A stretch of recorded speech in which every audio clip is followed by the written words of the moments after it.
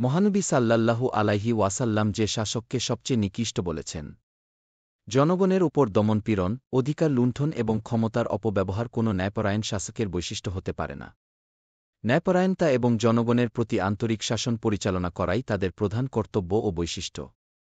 সরকার যদি নাগরিক অধিকার বাস্তবায়নে শতভাগ চেষ্টা করে তাহলে জনগণের ভালোবাসা ও আস্থা অর্জন করতে পারবে। পাশাপাশি দেশ সমৃদ্ধ হবে এবং জনগণ স্বস্তিবোধ করবে। অন্যথায় শাসক যখন অত্যাচারী ও জুলুমপ্রিয় হবে তখন দেশে অস্থিরতা ও অশান্তির পরিবেশ তৈরি হবে। এ বিষয়টি নবী করিম সাল্লাল্লাহু আলাইহি ওয়াসাল্লাম একটি উদাহরণের মাধ্যমে বুঝিয়েছেন। হাসান রহমাতুল্লাহ আলাইহি থেকে বর্ণিত, রাসূলুল্লাহ সাল্লাল্লাহু আলাইহি ওয়াসাল্লাম এর জনৈক সাহাবী আয়েজ ইবনে আমর রাদিয়াল্লাহু আনহু একবার উবাইদুল্লাহ ইবনে জিয়াদের কাছে গেলেন। তখন তিনি তাকে লক্ষ্য করে বললেন, বৎস, আমি রাসূলুল্লাহ সাল্লাল্লাহু আলাইহি ওয়াসাল্লামকে বলতে শুনেছি, নিকৃষ্টতম রাখাল হচ্ছে অত্যাচারী শাসক, তুমি তাদের অন্তর্ভুক্ত হওয়া থেকে সাবধান থাকবে। তখন সে বলল, বসে পড়ো। তুমি হচ্ছ নবী সাল্লাল্লাহু আলাইহি ওয়াসাল্লাম এর সাহাবীদের উচ্ছিষ্টের মতো। জবাবে তিনি বলেন, তাদের মধ্যেও কি উচ্ছিষ্ট রয়েছে? উচ্ছিষ্ট তো তাদের পরবর্তীদের এবং অন্যদের মধ্যে। মুসলিম হাদিস 4627। নবীজি সাল্লাল্লাহু আলাইহি ওয়াসাল্লাম এর উক্তি নিকৃষ্টতম রাখাল হচ্ছে অত্যাচারী শাসক এর ব্যাখ্যায় হাদিস বিশারদরা বলেন, এ হাদিসটি ওই অত্যাচারী শাসকের ব্যাপারে বর্ণিত হয়েছে, যে তার প্রজাদের শাসন ও তত্ত্বাবধানে কোনো সহানুভূতি প্রকাশ না করে, বরং তাদেরকে নিত্যদিনের ভোগান্তিতে নিষ্পেষিত করে। নিজের ক্ষমতা আটকে রাখতে বিভিন্ন মিথ্যা কৌশল ও নির্যাতনে তাদের কোণঠাসা করে রাখে।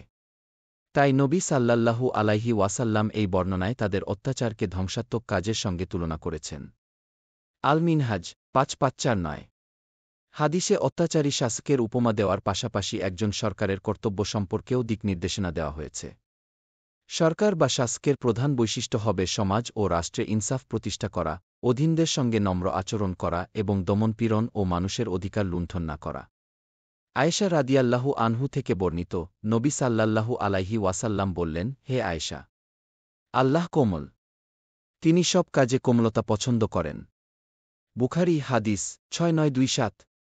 অন্য বর্ণনায় এসেছে, রাসূলুল্লাহ সাল্লাল্লাহু আলাইহি ওয়াসাল্লাম বলেছেন, হে আয়েশা, আল্লাহ তাআলা নম্র ব্যবহারকারী।